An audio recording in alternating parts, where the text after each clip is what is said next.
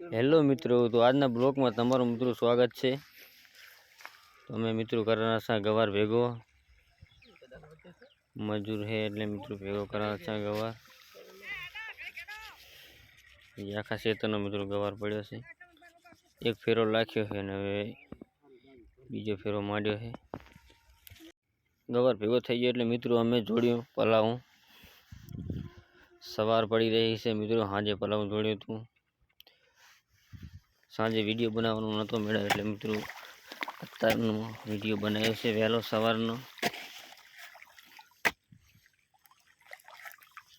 तो उगी गयो छे दाड़ो मित्रों।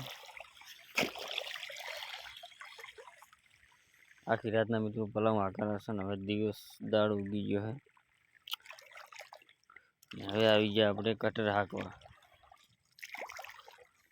हवे हाकरा छे मित्रों पलाऊ हेडी रह्यो એટલે हवे हाकरा कटर અને कटर हाकीने आपणे आई गया खातर पोंखवा। बंको दायरो बंको ये मारे से बंको एक जणो मित्रों जीरू पोंखे छे बीजा खातर पोंखरा छे।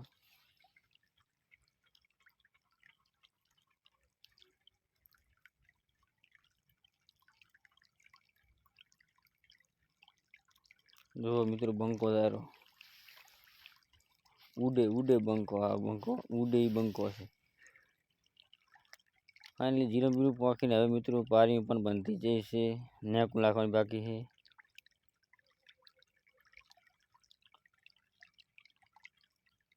नेक पण मित्रों हवे लाखी दीधी।